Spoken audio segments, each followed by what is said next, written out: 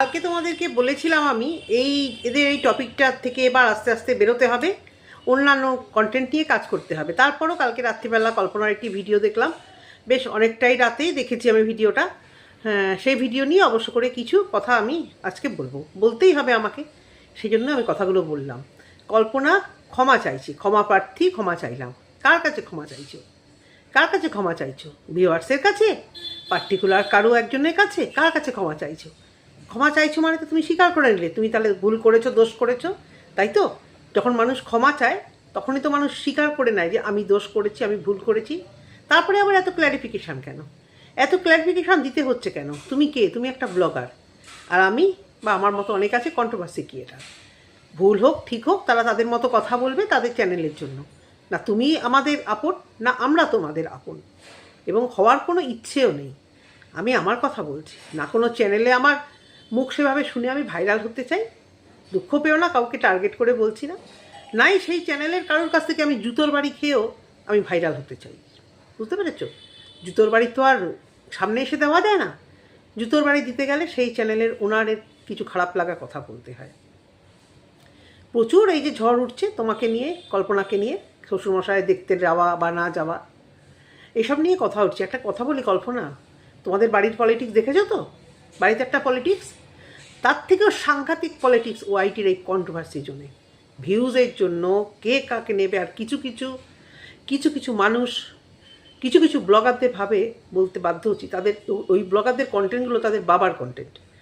বাবার সম্পত্তিতে যেমন অধিকার থাকে না, যে এই বাবার সম্পত্তি মানে আমার সম্পত্তি, তা কিছু কিছু কন্টেন্টকে মানুষ সেভাবে ধরে নেয়। প্রচুর মানুষ আছে। এই পলিটিক্সের মধ্যে তুমি জড়াতে যেও না। আমি লাস্ট তোমাকে ওয়ার্ন করার আমি কেউ নয়, জাস্ট পাশে এসে বলে গেলাম যে এই পলিটিক্সে তুমি জড়িও না কল্পনা। তুমি টিকতে পারবে না। তোমার জায়গায় আমি হলে আমিও টিকতে পারতাম না। এখানে কেউ খোদ লেভেলে কিন্তু পলিটিক্স করতো, মানে একদম পলিটিক্স করতো কোনো একটা পার্টি হয়ে। তো সুতরাং খোঁচাতে যেও না তুমি কাউকে। তুমি তোমার মতো ভিডিও করো। কে কী বললো না বললো দেখছো কেন? তোমার নাকি অনেক কাজ, আমি অবাক হয়ে যাই। তোমার নাকি প্রচুর কাজ, তুমি এডিট করার সুযোগ পাও না, ভিডিও দেওয়ার সুযোগ পাও না, নাকি না সত্যি কাজ একার সংসারে। মানে চান করতে গেলেও তোমাদের তো তবু কলিং বেল সে কম বাজে। মানে কী যে যন্ত্রণায় পড়তাম, কারণ আমার যে থাকা পড়ার লোক সে তো আমার ঘরে থাকে না, সে তো আমার বাড়ির নিচে থাকে, যে সবসময় থাকার। আমি জানি যে ছোটোটাকে মানুষ করার সময় একা একা যে আমার কী প্রবলেম হয়েছে। উপরে সবাই থাকে, আমি নিচে, ফ্ল্যাট বন্ধ করলে কেউ কারুর না, একা একা থাকা, বাথরুম করতে গেলে কলিং বেল বাজলেও যে কী কষ্ট করে সেটাকে খোলা, বাড়িতে যখন কেউ না থাকে। এবং ওই সময় দেখবে কোইন্সিডেন্সগুলো ঘটেও। ওই সময় দেখবে আমি ভিডিও করতে বসলে কলিং বেল বাজবে, ফোন আসবে, এই সমস্ত হতেই থাকে।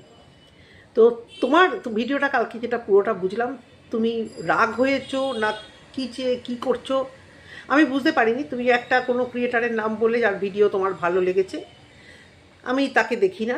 ফ্র্যাঙ্কলি স্পিকিং সবাইকে দেখা আমার পক্ষে সম্ভব নয়, আর আমি অনেককেই দেখি না। কারণ আজকালকার দিনে কিছু কন্ট্রোভার্সি ক্রিয়েটারদের মারাত্মক লেভেলে অহংকার হয়ে গেছে, মারাত্মক। সে কিসের অহংকার? ভিউজের দম্ভ, নাকি ব্লগারদের কাছে থাকার দম্ভ, আমি ঠিক বুঝতে পারছি না। নাকি তাদের বৈষয়িক দম্ভ, আমি ঠিক বুঝতে পারছি না। যেটা দম্ভর মধ্যে তারা পড়ে গেছে। তুমি কাকে কি বলেছো না বলেছো সেটা তোমার আর তাদের ব্যাপার, কিন্তু কোনো সহ ক্রিয়েটারকে এত ছোট কী করে করতে পারে কেউ? রাগের ফ্রাস্ট্রেশন, ডিপ্রেশন থেকে কোনো সহ ক্রিয়েটারকে এত খারাপ কথা কী করে বলতে পারে? যাদের বলা হচ্ছে তারা কি আদৌ সেটা ডিজার্ভ করেছে? ডিজার্ভ করে কি? তার মানে কি? শোনো, কল্পনাকে নিয়ে যখন কন্ট্রোভার্সি হতো, যখন ছিঁড়ে খাওয়া হতো, তখন আমি চ্যানেল খুলিনি, কন্ট্রোভার্সি করতাম না। আর প্রিয়ার ওই টাকা পয়সা তোলা নিয়ে যখন অশান্তি হয়েছিল, তারও আগে নতুন কন্টেন্ট ছিল বাজারে, প্রিয়াকে নিয়ে কথা তখন ছিল। আমি ওই বৃষ্টি প্রীতম নিয়ে, তোমরা যারা আমার আগের ভিউয়ার্স তারা জানো, আমি সেই কন্টেন্টটা এনেছিলাম। মানে আমি আনিনি, ওটা আমার সম্পত্তি নয়। মানে আমি এই জোনে কাজ অল্প অল্প করতে করতে তখন আমি এই বৃষ্টি প্রীতমকে নিয়ে আমি ভিডিও করতাম। তারপর অনেকেই ভিডিও করতো, এবং তোমরা অনেকেই অনেক কিছুই জানো না, এবং জানাতে আমার কোনো ইচ্ছাও ছিল না। সেখানে বৃষ্টির যে এক্স হাজবেন্ড, এখানে অন ক্যামেরায় ভিডিও মারফত যে বলছে সে নিশ্চয়ই বুঝতে পারছে কে। অন ক্যামেরাতে তাকে রিকোয়েস্ট করা হয়েছিল তার সাথে যোগাযোগ করার জন্য, হ্যাঁ, যে আপনি আমার সঙ্গে যোগাযোগ করতে পারেন, আপনাকে আমি হেল্প করতে পারি। কিসের হেল্প? ব্লগারের কোনো রিলেশনের সাথে কিসের হেল্প করতে চায়? এই যে কথাগুলো, আমি একটা খুব ছোট্ট ক্রিয়েটার, দেখো আমার সাথে সবার তুলনা করবে না, আমি বারবারই বলছি। আমার 40-50 হাজারের চ্যানেল নয়, আমার মাত্র 4,000-এর চ্যানেল। এই 1,000, 1250, 500, 100 ভিউজ হয়, তাতেও কারুর যেন সহ্য হচ্ছে না, তাতেও কারুর এত কাত্রদাহ কেন? তাই বৃষ্টি প্রীতমকে, যাই হোক, ওই কথাগুলো আমি বলতে চাই না, কারণ আমার ওই কথাগুলো মনে হয় মির্চির মতো ঠেকে। আর যদি রেশিও হিসেবে 2:1 এইভাবে তোমরা যদি হিসেব করো ভিউজের হিসেবে, এই কল্পনা পিয়াদের নিয়ে ভিডিও করলে ওই 1200, 1300, কখনো 700। তো যাদের বড় বড় চ্যানেল তাদের অনেকটাই ভিউজ হয়, কখনো আবার কমও হয়। ভিউজ নিয়ে এখানে কম্পিটিশন করার কোনো মানে হয় না, যে আমার ওদের ভিউজ হয় মানে ওরা ভালো কথা বলছে, আর যাদের ভিউজ হয় না তারা সব আলতু ফালতু ছালতু বকছে। আচ্ছা, সোমনাথ মন্দিরার কল রেকর্ড কিন্তু অনেকের কাছে গেছিল, সোমনাথ এটা বলেছে এবং অনেকেই বলছে যে ওই যে নোংরা নোংরা ভয়েস কল আমার কাছেও এসেছিল। কীভাবে আসে ভাই? ব্লগারদের সঙ্গে যোগাযোগ না থাকলে, ফোন নাম্বার না থাকলে হাওয়ায় ভেসে নিশ্চয়ই চলে যায় না? তারপর আরও আছে, আমি যেটা বলছিলাম সেটা হচ্ছে, আমি আমার কথায় ফিরে আসি। আমি প্রিয়া সেই বৃষ্টি প্রীতমকে নিয়ে ভিডিও করেছি, যাই হোক, যারা দেখেছে ভালো দেখেছে খারাপ দেখেছে সেটা আলাদা কথা। তখন এই প্রিয়াকে নিয়ে তখন আমি কন্টেন্ট করা শুরু করিনি সেভাবে। আমার কমেন্ট বক্সে প্রায় ওই কমেন্টগুলো আসতো যে আপনি কেন বৃষ্টিকে নিয়ে কেন কথা বলছেন, একটা অসহায় মেয়ে। প্রিয়া এইভাবে টাকা ঝেড়েছে, আপনাদের তো বলার ক্ষমতা নেই। প্রিয়াকে তো এত কিছু করলো, টাকা ওয়াইটি থেকে টাকা তুললো, সেই টাকা ঝেড়ে দিয়ে বসে থাকলো, এইভাবে আমার কাছে কমেন্ট আসতো, 2-1 এইভাবে দেশে বিদেশ থেকে এইভাবে আসতো যে আপনি একটা অসুস্থ মানুষ, যদিও তার অসুস্থতাটা পুরোটাই নাটক ছিল, প্রথম দিকে সাপোর্ট করার পর জানতে পেরেছি, যাই হোক, হোয়াট এভার, সেই চ্যাপ্টার ক্লোজ হয়ে গেছে। আমি বলতে চেয়েছিলাম যে অনেকে বলে না আমি কারোর সাথে যোগাযোগ করি না, কিন্তু ইচ্ছে সবারই মোটামুটি হয়তো করে, তো করলে পরেই চ্যানেল আগানো যায়, তাই না? অনেক কিছু ব্যাপার থাকে, চ্যানেল এমনি দাঁড়ায় না, শুধু কথায় চ্যানেল কিছুতেই দাঁড়ায় না। তোমাকে বলছি কল্পনা, পলিটিক্স, টু মাচ। এখানে অনেক কন্ট্রোভার্সি ক্রিয়েটার আছে, খিস্তিকর, তাদের নিজেদের স্বভাব চরিত্রের দোষ নেই, তাদেরকে বেস্ট ফ্রেন্ড বানাতে হয়, 100বার তাদেরকে বেস্ট ফ্রেন্ড বানাতে হয়, কারণ অনেক কিছু পাওয়া যায় তাদের কাছ থেকে। খিস্তিকর হোক নাই হোক, আমার তো ফ্রেন্ড, তার থেকে তো আমি পাবো অনেক কিছু। এবারে আসি, ওই বৃষ্টি প্রীতমকে নিয়ে যখন ভিডিওটা করতাম আমাকে প্রচুর মানুষ বলতো প্রিয়াকে নিয়ে কেন বলেন না। সত্যি আমি বলতাম না, আমার প্রিয়াকে নিয়ে টাকা তোলার জন্য আমি বরঞ্চ পজিটিভ ভিডিও করেছিলাম যে সত্যি তোমার বাচ্চাটার এই অবস্থা। তারপর ওর নেচারগুলো দেখছি যে টাকা পাওয়ার পর ওর পুরো ক্যারেক্টার পাল্টে গেছে, ও যখন তখন যাকে নয় তাকে বলছে, প্লাস ও ওখানে সাফাই দিতে এসছে আমি এই বাদবাকি টাকাটুকু আমি ফেরত দেবো না, আমার বাড়ির লোক বারণ করেছে, আর যারা দিয়েছে তারা বারণ করেছে, এই যে একটা উদ্ধত, তখন আমি বুঝে গেছি যে ওর নেচারটা কী। তার মানে ওর টাকাটা রেখে দেওয়ার নেচার।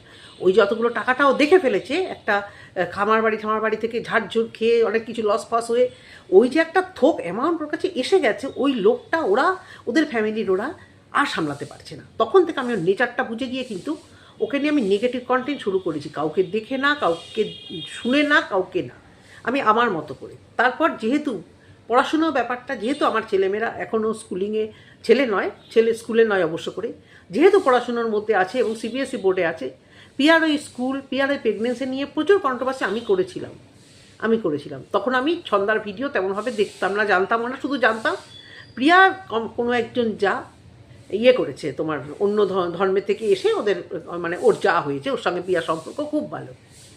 এবং কল্পনাকে আমি চেনা এবং খারাপ নেগেটিভ ওয়েতে কল্পনাকে আমি চিনেছি। তখন শুনছিলাম যে কল্পনা নাকি ভীষণ বাজে মেয়ে, কমেন্ট বক্স বন্ধ করে রাখে, প্রিয়া খুব ভালো, কল্পনা খুব বাজে, এরকম 2-4টে শুনেছিলাম। একটা ভিডিও, তখন আমি এই কন্ট্রোভার্সি জোনেই আসিনি, কল্পনার পাশে দাঁড়ানো তো দূর, আর পাশে দাঁড়ানো কী গো, সবাই ভিউজের জন্য দাঁড়ায়, পাশে দাঁড়িয়েছি, ঢাল হয়ে দাঁড়িয়েছি, আর দিয়ে দাঁড়িয়েছি, একদম বডিগার্ড হয়ে, তা কি যেন বাউন্সার হয়ে দাঁড়িয়েছি, না, ভিউজের জন্য। এখানে কল্পনা এসে যদি একদিন থ্রেটনিং দেয়, বা কল্পনার বর এসে যে আপনি কেন ভিডিও করেন, একদম ক্লোজ করে দেবো চ্যাপ্টারটা, একদমই আর ভিডিও করবো না, একদম সত্যি কথা, বুঝতে পেরেছো? ওদের নিয়ে ভিডিও করবো না। তো এই জায়গা থেকে আমি তখন, যেটা তোমাদের পুরনো কথা না বললে তোমরা বুঝবে কী করে, 2 দিন এসে টপকাইনি, কিছু করিনি, তাও হয়ে গেছে 2 বছর। তারপর সেই প্রিয়াকে নিয়ে কন্টেন্ট করা প্রায় 2 বছর, আমার তো মনে হয়, হ্যাঁ 1.5-2 বছর তো হয়েই গেছে। তো তখন কল্পনাকে আমি দেখতে দেখতে তারপর ভাবলাম যে না, একে সবাই যেরকম বলেছিল ও তো ওরকমও নয়, এর রুচি, এর চাল চলন, প্রিয়ার যা হতে পারে, মানে ওর রুচিটাই তো পুরো আলাদা। না না, আমি বলছি না প্রিয়া খারাপ, আমি বলছি প্রিয়ার যেরকম একটা গ্রাম্য বা অভাবে ঢেকে থাকা বা ওই সবসময় ওইটুকুর মধ্যে রাতবো বাড়বো খাবো একটা গ্রাম্য জীবন দেখায়, ওইভাবেও থাকে। তাহলে কি ওদের আশেপাশে সবাই এরকম এরকম আমি ভাবতাম যে ওদের কি বাইরে কোনো শহর নেই, ওই জায়গাটা কি এরকমই? কারণ এক্স্যাক্টলি কোচবিহারের ওই জায়গাগুলো আমি যাইনি, প্রচুর জায়গায় গেছি, আমি এক্স্যাক্টলি ওই জায়গাগুলো আমি যাইনি। তখন কল্পনাকে দেখতাম যে কল্পনার বাইরের ভিডিওগুলো বা কল্পনার ভিতরে বাড়ির ভিতরে, বা কল্পনা যখন ওই আলাদা ফ্ল্যাটে থাকতো, কল্পনা তাদের সহকর্মীর বউদের সাথে বাজার করতে যাওয়া, দুধ ফুল আনতে যাওয়া, ছেলেকে কেন্দ্রীয় বিদ্যালয়ে পড়ানো, এইসব ভিডিওগুলো আমি দেখে ভাবলাম ওমা, ওর রুচি তো একদম অন্যরকম। দেখতে দেখতে দেখতে মানে অনেক কিছু দেখে বুঝলাম। তখন কল্পনাকে নিয়ে নেগেটিভ করতামই না, প্রিয়াকে নিয়ে নেগেটিভ করতাম, কল্পনাকে নিয়ে ভিডিওই করতাম না, কম্পেয়ার আসবে কোথা থেকে? তারপর প্রিয়া যখন ওর যাকে খুঁচিয়ে যাকে ইন্ডিয়ায় কিছু বলে তখন অটোমেটিক কল্পনা ছন্দায়রা চলে আসছে। আর ছন্দা শ্বশুরমশাই চলে যাওয়ার, প্রিয়ার শ্বশুরমশাই চলে যাওয়ার পর থেকে ছন্দাকে নিয়ে যে কন্ট্রোভার্সি হচ্ছে, তারপর থেকে আমি সেখানে গিয়ে কথা বলেছি ভিউয়ারদের মনে হয়েছে ঠিক তাই দেখেছে। ওই কন্টেন্ট তো কারোর বাবার সম্পত্তি নেই, যে যার মতো যাকে নিয়ে কন্টেন্ট করতেই পারে। হ্যাঁ, তবে কি ছোটো কন্টেন্ট ক্রিয়েটারদের থেকে কন্টেন্ট ঝাড়া, ওদের কথা ঝাড়া, কিন্তু বড় বড় কন্টেন্ট ক্রিয়েটাররা এটা স্বীকার করে না। তো ঠিক আছে, তারা তাদের ট্যালেন্টে এগোক না, অনেককেই তো দেখছি, আমি অনেককেই তো দেখে যাচ্ছি। তো এখানে দেখবে ম্যাক্সিমাম কন্ট্রোভার্সি ক্রিয়েটার প্রত্যেকের চ্যানেল 5, 10, 8, আমার মতো 4000-এর চ্যানেল খুব কম আছে, এবং দীর্ঘদিন ধরেই আমার এই চ্যানেল, মানে এই 4,500-4,000-ই চলছে আমার। কারণ বলেছি তোমাদের, চ্যানেল বাড়াতে গেলে অনেক কিছু করতে হয়, সর্বোপরি পলিটিক্সের থেকেও বোধহয় লাইভ টাইপ করতে হয়, যেটা আমার দ্বারা কোনোদিনই পসিবল না। তোমাদেরকে বারবারও বলছি, এই নিয়েও ঠোকাঠুকি চলে যে এটা আমার ক্রিম, যেটা হলে আমার ভালো, একটা খাবারে ক্রিম দিলে ডেকোরেশন করলে খেতে ভালো লাগে, কিন্তু তার আগেও খাবারটা খাওয়া যায়, বুঝতে পেরেছো? এটা হচ্ছে আমার কাছে সেটাই। ও একটা কথা বলি তোমাদের, আমার তো প্রচুর পোষ্য আছে। তো আমার এই পাশের বাড়ি যে পোষ্যর কথা বলেছিলাম, পাশে না একটু দূরে, তো উনি বাড়িতে চলে এসছেন, ওনার প্রায় 8টা থেকে 12টা মতো পোষ্যর দায়িত্ব কদিন পড়েছিল। এখন আমার সেই দায়িত্ব থেকে আমি মুক্ত, কিন্তু কিছু কিছু আছে বিল্লি, সেই আমার কাছেই চলে আসছে দৌড়ে দৌড়ে সিঁড়ি থেকে। আমি যত বলছি যা, তোদের মালিক চলে এসছে। তো যাই হোক, ওদের যেটা অভ্যেস হয়ে গেছে, এখন ওই অভ্যেসটা এখন হয়তো আমাকে ছাড়াতে হবে বা আমাকে ফেসে যেতে হবে। আমার তো ভীষণ মায়া দয়া, এই সব ব্যাপারেই মায়া বেশি। তো এই কথা, এবার কল্পনার কথাতে আসি। যেটুকু বললাম, হয়তো অনেক কিছু ভেবেছিলাম, জানি না, মাথা থেকে হয়তো বার হয়ে গেছে। তো এই হচ্ছে কথা। তো আমি ছন্দা কল্পনাকে নিয়ে কোনোভাবে ভিডিও করেছি, এবং চ্যানেলটা আমার আজকে টুকটুক করে এই জায়গায় এসছে। এবং রিসেন্ট সবাই মন্দিরাকে নিয়ে ভিডিও করছিল। হঠাৎ করেই আমি তানিশকে দেখলাম, যে আমাকে একজন খবরও দিল যে দীপালি, দেখো কি কষ্ট দিদিভাই, তুমি দীপালিকে দেখো, ওকে নিয়ে একটু কিছু যদি বলো। সেই ভিডিওটায় আমার মোটামুটি তখন একদম ভিউজ ছিল না, আমার 100-200 ভিউজ হচ্ছিলো, এই ভেরি রিসেন্ট, যখন মন্দিরা দিদিদেরকে নিয়ে ওয়াইটি তোলপাড় হচ্ছিলো। আমার তো এই কন্টেন্টে কথা বলে একদমই ভিউজ হয় না। তো সেই জন্য আমি তখনই করে দেখলাম যে আমার ভিডিওটা ভিউজ হয়েছে। তখন দেখি অনেকে আবার এইসব নিয়ে কথা বলতে থাকলো। সুতরাং সবাই সবার মতো কথা বলে, যে ওরটা দেখে করছে, সেটারটা দেখে করছে, এটা কোনো কথা নয়। আর অনেক ভুল বোঝানো হচ্ছে, বিশেষ করে প্রিয়ার শাশুড়ি মা ওই ঘরে কেন থাকে না, এই নিয়ে অনেকেই অনেক রকম কথা নাকি বলছে, যে ওটা কল্পনার পর শাশুড়ি ঘর বানায়নি, অন্যজনে। আমি তো কালকে ক্লিয়ার করে দিয়েছি, অত বড় ঘরে, যেখানে এই বেডরুম ওই বেডরুম, সেখানে একটা ভদ্রমহিলা ওইভাবে একা থাকতে পারে না, গা ছমছম করে, ভয় লাগে। এ তো শহর নয় যে থেকে গেলাম। তো এবারে বলি, আমার ভাসুর মারা গেছে 2013-তে, আমার নিজের ভাসুর। হঠাৎ করে, মানে আমাদের বাড়িতে 2013টা সত্যি আনলাকি 13 খুব বলতো, সেই আনলাকি 13। তো উনি হঠাৎ করে, আমরা অ্যানিভার্সারি থেকে ফিরেছি, আমার আরেক দেওয়ারই অ্যানিভার্সারি থেকে ফিরে এসেছি, একদম শুট বুট পরা, নিজে গ্যারেজে গাড়ি রাখলো, আমরা সবাই উপরে উঠে আসলাম, আলাদা আলাদা গেছিলাম, ওরা আলাদা, আমরা অবশ্যই আলাদা, গ্যারেজে ভাসুর গাড়ি ঢুকিয়ে। ভোর রাত্রিবেলায় ভাসুর চলে গেছে, কেউ বিশ্বাসও করতে পারছিল না, সবাই আমাকে ফোন করছিল, আর কাউকে না, যে ঘটনাটা কি সত্যি রে, ঘটনাটা কি সত্যি, মানে আত্মীয় স্বজন বন্ধু বান্ধব সবাই, অনেকেই। তো ভাসুরের মেয়ে তখন দিল্লিতে ছিল, ও বড় NEFT দিয়ে ও আর কি দিল্লিতে কোর্স করছিল, না ওর কোর্স শিলং থেকে করেছিল, ও শিলং থেকে কোর্স করে দিল্লিতেও একটা চাকরিতে ছিল, এবং ওর বেটার প্রমোশনের জন্য ওর ওই সময়টা ওর সিচুয়েশান ছিল। আমার যা উপর থেকে এসে আমার বর প্রথমেই আগে বলেছে যে আমাকে ফোন করবো, ওকে জানাই আগে। আমার যা আগেই বলছে না, জানিও না, আমার বরকে বলছে না জানিও না। আমার বলছে কি বাবা মারা গেছে জানাবো না? বলছে দেখো যে চলে গেছে সে তো চলে গেছে, কিন্তু ওর পরীক্ষাটা, ওর যদি প্রমোশনটা আটকে যায় তাহলে ওর লাইফে যেটা ওর বাবা চেয়েছিল যে লাইফেও একটা, যেমন এখন, হ্যাঁ, ও কোথায় কোথায় ও গিয়ে কাজ করে আসছে। তোমাদের আগেও বলেছি যে যত ফ্যাশন ডিজাইনিং আছে, ডিজাইনার আছে, এবং ফ্যাশন শোগুলো দিল্লি, বম্বেতে সেলিব্রিটি জগতে যেগুলো হয়, দেশে বিদেশে বাংলাদেশে প্রচুর দিন থাকছে, আসছে, আবার এখানে থাকছে, আবার ও সারা দেশ বিদেশ করে বেড়াচ্ছে। একটা বাবা মা তো স্বপ্ন থাকে যে আমার মেয়ে একটা জায়গায় দাঁড়াবে। তো আমার ভাসুর যা এলো ছিল, তো তখনও আমার যা বললো যে পাঠিয়েও তুমি ওকে জানিও না, আমার ভাসুর ইয়েকে জানিও না। আমার বর তখন অসন্তুষ্ট হলো। তখন আমি বরকে বোঝালাম মেয়েটা কিন্তু তোমার নয়, তোমাকে যতই ভালোবাসুক মেয়েটা কিন্তু ওনার, ওনার যে ডিসিশান হবে, ওনার বাবা মা একটা ডিসিশান দিয়েছে সেটাই। কিন্তু আমাদের আমার শ্বশুর, মামি শাশুড়ি বা মাস্তুতো দেওর, ভাসুররা কেউ রাজি ছিল না, কেউ রাজি ছিল না যে কেন ওকে ডাকা হবে না, ওর বাবা মারা গেছে। কিন্তু না, আমরা দাহ করিনি, যেটা কথা ছিল আমরা P7 রেখে দিয়েছিলাম। আমরা প্রায় 7 দিন মতো বডি P7 রেখে দিয়েছিলাম। জানো তোমরা, রাখা হয় এভাবে, প্রচুর খরচা, তবু রাখতে হয়েছিল। তারপরে ও যখন আসলো তখন থেকে আবার এই কাজটা হলো। সেই জন্য বলছি কার কি ভাগ্য, কার কি কপাল, কার মৃত্যু। এবং ভাসুরের মেয়ে এসে, যেটা আসল কথাটা, আমার ভাসুরজি এসে আমার বরকেই খুব বকাবকি করছিল যে কাকুন, আর সবার কথা বাদ দিয়ে তুমি কেন আমাকে জানালে না? আমার জীবনে আরও প্রমোশন হবে, আরও কিছু হবে, কিন্তু সেই দিন কেন তুমি আমাকে জানালে না? তখন আমার বর বলছে আমার হাত পা বাঁধা, আমার হাত পা সবাই আমাকে বেঁধে দিয়েছে, আমি কী করবো বল? তোর মার উপরে তো আমি যেতে পারি না 100 বার। এবং অনেকেই অসন্তুষ্ট হয়েছিল, অনেকে আত্মীয় স্বজনরা পিস আসছিল, বুঝতে পারছিলাম যে আমাদের বাড়ি কেন এতদিন, কেন P7 রাখা, কেন? তো কী করা যাবে বলো? তার মায়ের ইচ্ছে ছিল, সেভাবে রাখা হয়েছিল। এই কথাই আমার কথাটা আসছে যে অনেকেই দেখলাম কল্পনার কমেন্ট বক্সে এরকম লিখেছে তো, যে বাবা মারা গেছে দেখতে পারিনি, উনি মারা গেছে দেখতে পারেনি। এগুলো একটা ভাগ্য থাকে। কল্পনার দেখতে যাওয়ার যেমন একটা, আমি বললাম ইচ্ছে থাকলেই ও যেতে পারতো, সেরকম আমিও বলেছি যে ওর সিচুয়েশনটাও হয়তো সেরকম ছিল না। আর ও হয়তো ভেবেছে, আমি যেটা বলেছি কালকে, কল্পনা অনেক কিছু আমার এই কথাগুলোই বলেছি যে অ্যাবাকাসে তো যায়নি, তারপরেও এরকম ওর বাড়িতে এই ঘটনা ঘটতেই থাকবে। অনেক বয়স্ক লোক আছে, কতবার ছুটি নেবে আমি জানি না। আমি অশিক্ষিত, নিরক্ষর, কেন্দ্রীয় বিদ্যালয় সম্পর্কে আমি জানি না। আমার ছেলেমেয়েও কলকাতার বেস্ট থেকে বেটার স্কুলে পড়ে, এবং আমার হাজব্যান্ডও কলকাতার বেস্ট ICSE স্কুল থেকে পাশ করেছে। তো সেই জায়গা থেকে আমি স্কুল সম্পর্কে আমার কিছুটা নলেজ আছে। শুধু তো আমার ছেলেমেয়ে পড়লে হবে না, এইদিকে বন্ধু, ওদিকে বান্ধবী, আত্মীয় স্বজন, তাদের ছেলেমেয়ে, কারো না কারোর ছেলেমেয়ে তো পড়ছে কেন্দ্রীয় বিদ্যালয়। কিন্তু আমি একটা জিনিস জানি যে কল্পনা যেটা বললো, আমি 3-4 বছরে বুঝতে পারিনি যে এইটা একটা অভ্যেস, মানে এইটা একটা নিয়ম যে অ্যাপ্লিকেশান দিতে হয়। এটা কল্পনার দোষ তো নয়, এসব তো ডায়েরিতে লেখা থাকে না। আমি যেটুকু জানি ডায়েরিতে তো এত কিছু টার্মস অ্যান্ড কন্ডিশন লেখা থাকে না। ও যদি এরকম ধরনের অসুবিধায় পড়তো তখনও জানতে পারতো যে এরকম কি কখনো হয়। সত্যি তো ও তো সদ্য বাচ্চাটাকে মানুষ করছে, বর বাইরে থাকে, ওরা ইংলিশ মিডিয়াম বা এইসব স্কুল।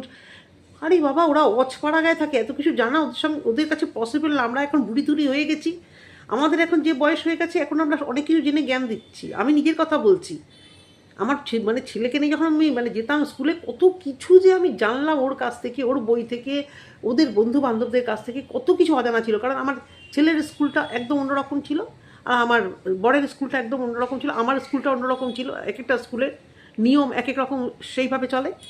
তো ওর সেটা নাই জানতে পারে। ও সেই একটা মানুষ পরিস্থিতিতে আসবে, যে কল্পনা বললো না তোমাদের অনেক বয়স হয়ে গেছে, তোমরা অনেক কিছু জানো। কল্পনা বয়স হয়ে গেলে অনেক কিছু জানে না, অনেক বয়স হয়ে গেলে আলফাল বকে। মানুষ যখন গাড্ডায় পড়ে, এক একটা সিচুয়েশানে আসে। আমি নার্সিংহোম, আমি কাউকে দেখতে গেলে জানো আমি নিজে অজ্ঞান হয়ে যেতাম অনেকবার। বিয়ের আগে থেকে যাকে দেখতে গেছি, কতবার যে আমাকে বেডে শুয়ে নিয়ে এসছে জানি না, আমি তারপর থেকে আর যেতাম না। বিয়ের পর পুরো এত শক্ত হয়ে গেছি, এত কিছু হ্যান্ডেলিং করতে হয়েছে। অ্যাম্বুলেন্সে গেছি, আইসিইউর মধ্যে থেকে পেশেন্টের সঙ্গে কথা বলে করে সেইভাবে আমি করে এসেছি। ছেলের একবার ওটি হয়েছিল, সমস্ত কিছু তখন আমিই করেছি। কারণ আমার বর বলে করতে হবে, করলেই জানতে পারবে, তবে আমি করে দেবো, আমি আজ আছি কাল, এই ধরনের কথাবার্তা বলতেও আর কি এটা করেছি। তো একদিনে জানিনি, আমার ছেলে যখন ছোটো ছিল, জানা আমি হাবাগোবা এই ব্যাপারটাই ছিলাম। মেয়েকে নিয়ে পাকিয়ে তাহলে কতটা বয়স, 7 বছরের পরে আমি অনেকটা বেশি কিছু স্কুল বলো বা আদার্স কিছু বলো, এই সম্পর্কে আমি অনেকটা জেনে গেছি। বিশ্বাস করবে না বললে পরে, তোমরা হয়তো অনেকেই ভাববে দিদি শুধু নিজের গল্প করছে, আমি যুক্তি দিয়ে কথাগুলো বলছি। আমি বারাসাতের মেয়ে, আমার ছেলে পড়তো মানে কলকাতার একদম মানে হার্ট অফ কলকাতা যেটা বালিগঞ্জ। তো সেখানে অনেক মানে একদম সাউথ ক্যালকাটার মহিলা তখন, এখন এখন আমার সঙ্গে টাক্কর দিতে পারবে না, আমাদের কয়েকজনকে দেখে কীরকম কীরকম বলতো, কেন তোরা শাঁখা পড়িস? শাঁখা পড়াটা আমার বাড়ি থেকে রেস্ট্রিকশান ছিল, তোরা কেন এরকম শাঁখা পড়িস, তোরা এরকম টিপ পরে আসিস। তখন টিপ টিপ পড়তাম, কারণ বিয়ের পরে পরে তো ছেলে হয়ে গেছে, খুব একটা বেশি বয়সও ছিল না হয়তো, পড়তাম। তো এরকম নিয়ে বলতো। তো এই ঠক্করগুলো খেতে খেতে খেতে খেতে সরি সরি সরি তুমি ওই যে ঠক্করগুলো যত খাবে তত তুমি শক্তপোক্ত হবে। এবার এই নিয়মগুলো না জানাই উচিত। আর স্কুলের পরীক্ষা এক্সাম পরে দেওয়া যায় কি না এসব কিছু হলে আমার কোনো আইডিয়া নেই, কারণ আমি যেটুকু জানি একমাত্র রেজাল্ট বাজে করলেই রিটেস্ট দেওয়া যায়। ফেল করলে স্কুল যদি মনে করে রিটেস্ট দেবে, তবেই সেই রিটেস্ট হয়। কারণ অনেক অসুস্থতা, ডেঙ্গু এ সমস্ত স্কুলে হয়েছে বাচ্চাদের, আমাদের স্কুলের বাচ্চাদের। তো রিটেস্ট কিন্তু দিতে দেয়নি। অ্যানুয়াল পরীক্ষার সময় মেবি রিটেস্ট না, ওই ফার্স্ট টার্মের রেজাল্টটা দেখে তারপর তাকে পাশ করানো হয়। আমি জানতাম না যে বাড়িতে এরকম কিছু হলে রিটেস্ট ফিটেস্ট দেওয়া যায়, বা কোনো বাচ্চার কিছু হলে রিটেস্ট হয় এইসব স্কুলে, আমি ঠিক জানতাম না। কল্পনা হয়তো জেনে থাকবে জানলে, কিন্তু আমি জানতাম না অ্যাপ্লিকেশান দিয়ে যে বাড়ির কিছু হলে ছুটিও হয়, আমাদের সময় হতো। কারণ এটা তো মানে ওর একদম নিজের কাছের কেউ নয়, মানে জ্যাঠা শ্বশুর নিশ্চয়ই কাছের, কিন্তু জ্ঞাতিটা অনেক বড়, এই বাড়িতে কিছু না কিছু লাগতেই থাকবে। ও কতদিন এরকম অ্যাপ্লিকেশান দেবে? আর ওর মতো নিশ্চয়ই অনেক বাচ্চাই আছে এরকম, যাদের এরকম সিচুয়েশনে পড়তে হয়। আমি জানি না, কল্পনা একটু স্কুলে খোঁজ নিও, কারণ নেক্সট তোমার যেন এই বদনামের সম্মুখীন না হতে হয়। তাই অ্যাডভান্স তোমাকে আমি বলছি, তুমি একটু স্কুলে গিয়ে প্রিন্সিপাল হোক বা টিচার হোক, সাবজেক্ট টিচার হোক, তুমি জাস্ট একটু শুনে আসবে, যেই হোক, পেরেন্ট টিচার্স মিটিংয়ে হোক বা দেখা করে হোক, স্কুলে তো যাও, যে যদি ফার্দার এরকম কিছু হয় অসুবিধা, আমার তুমি তো পুরো একা, তোমারও শরীর খারাপ হতে পারে। এই যে পায়ে লেগেছে বরফ দিচ্ছ, তা তোমার পাশে আহারে বাছারে করার মতো কেউ নেই, একেবারেই একা, সবটাই একা সামলাতে হয়। শরীর খারাপ হয়ে পড়ে থাকলেও এক গ্লাস জলও দেওয়ার কেউ নেই, অন্তত মানে একটু জল গলা শুকাচ্ছে সেটাও কেউ নেই, এবং বাচ্চাটাকে তার মধ্যেই তোমাকে তৈরি করাতে হয়, পড়াতে হয়। তো তোমার জায়গা থেকে তুমি বুঝবে, তাই তুমি একটু স্কুলে গিয়ে একটু খোঁজটা নেবে যে এরকম কি কখনো হয়, অ্যাপ্লিকেশান দিলে কি ছুটি দেয়। কারণ ফার্দার এই ধরনের যে বাহানা এবং এই ধরনের মানে তোমাকে যেন কন্ট্রোভার্সির মুখে পড়তে না হয়। দেখো, অপোজিট পক্ষরা তো বলেই থাকবে, তাদের ভিউ কামানো দরকার। পিয়ার ভালোবাসার মানুষ, আর তোমার সব থেকে বড় মানে ভুল হচ্ছে, মানে তুমি যাই করবে ভুল, বা তোমরা কেন জানো তো, তোমার পরিচয়টা একটা কন্ট্রোভার্সি ক্রিয়েটারের, মানে কন্ট্রোভার্সিয়াল ব্লগারের তুমি একটা বড় যে কন্ট্রোভার্সি ব্লগার আর কি সমস্ত কন্ট্রোভার্সি ক্রিয়েটারদের সঙ্গে হাই হ্যালো ভালো রিলেশান রাখে, তারা তাদের উপকার করে, ও তাদের উপকার করে, তারা এদের চ্যানেলে দেখায়, সেই জায়গা থেকে তাকে তারা ভালোবাসবে। তো দুজনকে তো একসাথে ভালোবাসা যায় না, তোমরা দুজনেই অপোজিট, তোমাদের মধ্যে অশান্তি। এবার ওই কন্ট্রোভার্সি ক্রিয়েটারগুলো দুজনকে তো সাপোর্ট করতে পারবে না, তো তোমাকে সাপোর্ট করে তাদের কী ফায়দা হবে? কী ফায়দা হবে? কোনো ফায়দা হবে না। তো অপোজিটে ওদেরকে প্লাস তোমার ওই একটা স্টাইল, সেই স্টাইলটা তাদের সহ্য হবে না, কারণ মেবি তারা ওরকম পারে না করতে, তাদের ওই সাদা সিধা গ্রামের ওই জিনিসটাই তাদের পছন্দ হবে, এগুলো দেখালে সহানুভূতি পাওয়া যায়, তাদের ওগুলোই হবে যেটা তুমি করতে পারবে না। তাই নেক্সট বার যেন এই কিছু হলে বাড়িতে এরকম ধরনের সিচুয়েশানে পড়তে না হয়, আমি চাইবো যে তুমি হয়তো স্কুলে গিয়ে তুমি একটু জিজ্ঞাসা করে আসবে যে নিয়মগুলো এরকম কি ছুটি নেওয়া যায়, বা অসুবিধা হলে কি ফার্দার আরও আমার বাচ্চা পরীক্ষা টরীক্ষা দিতে পারবে। কারণ আমার বাড়িতে আমার শাশুড়ি আছে, আরও অনেক জ্যাঠা শাশুড়ি, কাকা শ্বশুর শাশুড়ি, এগুলো থাকবে। তো এবারে আসি, কল্পনা কাউকে উত্তর দিয়েছে, কল্পনাকে কীর্তনের ব্যাপারটায় আমি বলেছিলাম যে কল্পনা কীর্তনে হয়তো আসার ছিল না, তো কল্পনা সেখানে জানিয়ে দিয়েছে কমেন্ট বক্সে যে ওকে জানানো হয়নি। এবার কি বলবে, মানে যারা ওর সাপোর্টাররা তারা কি বলবে? হ্যাঁ, ওদের সম্পর্ক খুব নষ্ট হয়ে গেছে, একদম খারাপ পরিবেশ, থানা পুলিশ হতে হতে বেঁচেছে, কোর্ট কাছারি, খুব জঘন্য পরিবেশ। অন ক্যামেরাতে আমরা দেখেছি, অফ ক্যামেরাতে নিশ্চয়ই আরও জঘন্য। এবার তাদের সাপোর্টাররা কি বলবে তাদের ভালোবাসার ব্লগারকে, যে তুমি কি তোমার যাকে একটা নিমন্ত্রণ করেছিলে, একটা ফোন করেছিলে ভাসুরকে বা শাশুড়ি মাকে দিয়ে? কারণ ওই কীর্তনটা ছিল জাস্ট ফর ওর কর্তব্য দেখানোর জন্য, জাস্ট ওর কীর্তন, ওর একাত্ম কাজ। কল্পনারা যেটা করেছে ওই ঘরে, একটা দু ভাইয়ের কাজ ছিল। বিশ্ব সেখানে, কল্পনা সেখানে, বিশ্ব বড় ছিল যেহেতু, ও হয়তো ব্যালেন্সটা হয়তো লাভ বেশিটা করেছে, সেখানে পিয়ার বরেরও ভূমিকা ছিল বাৎসরিক কাজ। কিন্তু এই কাজটা একেবারেই পিয়ার নিজের আধিক্যতা বলো, কী বলো, মাতব্বরি বলো, বা ওর মন থেকে স্যাটিসফ্যাকশানের জন্য যে আমি লোকজনকে আমার মতো করে ডাকবো, খাওয়াবো, কন্টেন্ট করবো, সেই জন্য করেছিল। এখানে কিন্তু কল্পনাকে ইনভিটেশন দেয়নি এবং ফোনও করেনি এবং শাশুড়িকে দিয়েও করায়নি, এবং শাশুড়িও হয়তো বুঝেছে যে আমার দুই ছেলের যা সম্পর্ক হয়েছে, প্লাস এলে তো কল্পনার সাথে কথাই বলবে না, ওদের তো কথাই বলবে না। এবার বলবে কল্পনাও তো বলবে না। বাড়িটা কার আসছে? প্রিয়ার বাড়ি। সেখানে যখন কল্পনা ঢুকবে, প্রিয়ার উচিত অবশ্য করেই তখন কথা বলা, কারণ তুমি আমার গেস্ট। তা ওদের সম্পর্কটা এই জায়গাতেই চলে গেছে। তারপরেও মানে আমরা এক্সপেক্ট করব যে এ কেন ওকে ডাকলো না, ও কেন ওকে ডাকলো না। তো প্রিয়া নেমন্তন্ন করেনি, এটা ক্লিয়ার হয়ে গেল। তো সেই জায়গা থেকেই আর কি এই কথা। আর কল্পনাকে একটা কথা বলি, আরও একটা কথা, তুমি ভিডিও করতে পারো না, কি করতে পারো না, এত কমেন্ট বক্সে ঘুরে বেড়াও কী করে? তুমি ক্ল্যারিফিকেশন দাও কেন, আমাকেই বা দাও কেন? অবশ্য আমি তোমাকে সেদিনকে বলেছিলাম একটা কমেন্ট করো, আর তুমি কমেন্ট করার সাথে সাথে আমি নিয়ে বসিনি। দেখো, আমি বারবারই বলছি, তোমরা আমাকে কে কী ভাবলে নিশ্চয়ই আমার দেখার দরকার নেই, কিন্তু কল্পনাকে একটাই কথা বলছি, ক্ষমা তুমি চাইবে শুধু তুমি ভিউয়ারদের অপমান করলে, বা কাউকে যদি তুমি অপমান করো, তোমার তরফ থেকে ভুল হয়ে গেলে তবেই তুমি ক্ষমা চাইবে। এটা কি সারাক্ষণ ভিডিওর মধ্যে ক্ষমা করে দাও, আমার ভুল হয়ে গেলে ক্ষমা করে দাও, আমাকে ক্ষমা করে দাও, কেন নিজেকে নিজে এখানে নামাচ্ছ? তুমি ভিউয়ারদের কোনো বাজে কথা বলেছো? যে তোমার এই টপিকে এত কথা বলারই বা কী দরকার ছিল? আমি তো কিছুই বুঝতে পারছি না। যে এতক্ষণ ধরে, এর আগেও তুমি এই জিনিস করেছো, প্লিজ একে কিছু বলো না, তোমরা ওকে কিছু বলো না। আমি জানি না তুমি কি ইচ্ছাকৃত করছো কন্ট্রোভার্সি, ভালো লাগছে না আমার, বিশ্বাস করো। সেদিনও বলেছিলাম, তোমার ওই ভোগাস লাইভ একটা করেছিলে, সেদিনও বলেছিলাম, আজকেও বলছি। আর কত বড় বড় কমেন্ট চোতা লিখছো কেন? এত সময় কোথা থেকে পাচ্ছ? ওইটুকু সময় নিজের ভিডিওটা করো, অন্যের ভিডিও না দেখে নিজের ভিডিও গ্রো করো, বুঝতে পেরেছো? কন্ট্রোভার্সি ক্রিয়েটার আমরা বলবো, আমাদের ভিউজ হবে, রোজগার হবে, সব ভালো, কিন্তু তোমরা এর মধ্যে পড়ো কেন? এই ব্লগার তোমরা, আমি তো বুঝে পাচ্ছি না কে ক্ল্যারিফিকেশন দিতে বলেছে, কী চাইছো? সবসময় তোমাকে নিয়ে কীর্তন করা হবে, তুমি ভালো তুমি ভালো, এটা কি পসিবল? তুমি ভুল করলে বলা হবেই, তার মানে তুমি ক্ল্যারিফিকেশন, আমাকে ক্ষমা করে দাও, এত ক্ষমা চাও কেন? তুমি সবসময় তো নিজেকে ছোটো করে, আমার একদম ভালো লাগে না। তুমি একজন সৈনিকের বউ, হ্যাঁ, মাথাটা উঁচু করে বাঁচো। তুমি হয়তো ভুল করেছো, সেটা ইচ্ছাকৃত অনিচ্ছাকৃত, সে হোয়াটএভার মেবি, তুমি তোমার ভিউয়ারটা দিয়ে তুমি যদি ভিউয়ারদের কোনো বাজে কথা বলে থাকো, সেখানে তুমি পরের ভিডিওতে বলবে আমি এরকম কথা বলেছি, আমাকে ক্ষমা করে দাও। তা না, তুমি ওখানে যাওনি, তুমি ক্ষমা করে দাও, ক্ষমা করে দাও, ক্ষমা করে দাও কেন? এই একা থাকতে থাকতে না, মানে ভীষণ খারাপ লাগছে তোমার, মানে মনোবল জোগানোর মতো তোমার সত্যি, মানে কাউকে তুমি সেভাবে পাচ্ছ না। আর ভার্চুয়াল জগৎটাকে নিজের জগৎ মনে করে দিও না। ক্যামেরা অফ, ভার্চুয়াল জগৎ সম্পর্ক ক্যাটাস অফ, আমার মতো ক্যামেরা অফ, সম্পর্ক অফ।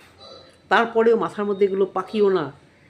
আমরা তোমার নিজের কেউ নই না, তুমি আমাদের নিজের কেউ, এটা বুঝতে শেখো। আমরা আমাদের কন্টেন্টের জন্য কথা বলছি, ভালো খারাপ লাগতেই পারে, তুমি সেখানে কথা বলতেই পারো। এই কি বড় বড় কমেন্ট, আমাকে তো আর লেখারই দরকার নেই, আমাকে লেখারও দরকার নেই, আর আমি ওই নিয়ে বসেও যাব না। আমার খুব খারাপ লাগে, প্রচুর মানুষের এই স্বভাব আছে, যখন উত্তাল হয় তখন ওই মিনিটে মিনিটে ভিডিও, কারুর কোনো ব্লগারদের খারাপ কিছু যদি হয়, অশান্তি, যে প্রীতি বা রণপ্রীতিরও হয়েছিল ওরকম, নিজেদের মধ্যে অশান্তি হয়েছে, খারাপ লাগছে এগুলো নিতে। তার মধ্যে সেই কিছু মানুষ আধা ঘন্টা পর 1 ঘন্টা পর এটা ছেড়ে দিচ্ছে, মানে এই পেয়েছি, আমার সমস্ত কাজ ফেলে রেখে দিয়ে আজকে আমাকে এটা করতে হবে। আর তুমি কি ভাবছো তোমাকে সবাই ভালোবাসছে, তুমি ক্ষমা চাইতে আসছো? কথাগুলো খারাপ লাগলেও অত্যধিক সত্যি কথা গো কল্পনা। আর লাস্ট একবার বলি, 4000-এর চ্যানেলকে নিয়ে সবার এত মাথা ব্যথা কিসে? ছাড়ো না, তোমরা তো অনেক বড়, সাইরা দাও না আমার, আমি আজ আসি কাল নাই তোমাদের মধ্যে, আমারে ছাড়ো। এই কল্পনা, আমাদের নামটা নিও না ভাই, আরও বিষাক্ত হয়ে যাবে, এটা আমি মন থেকে বলছি। আমি কারুর সেই লেভেলে নামও পেতে চাই না, আবার সেই লেভেলে জুতার বাড়িও খাইতে চাই না। এই মুন্ডুর বর হচ্ছে ভাই করে মুন্ডু, সে মানে যাই হোক, এটুকুই বলার। ছন্দাকে নিয়ে ভিডিও একটা করবো, ভিডিওটা দেখে রেখেছি, দেখতে দেখতে ফোন মুখের মধ্যে পড়ে ঘুমিয়ে পড়েছি, সেই দেখেছি, তাও ভিডিও আর করে উঠতে পারছি না। যাই হোক, এটুকুই বলার ভিডিওতে, পরের ভিডিও অবশ্য করেই আসছে। টাটা।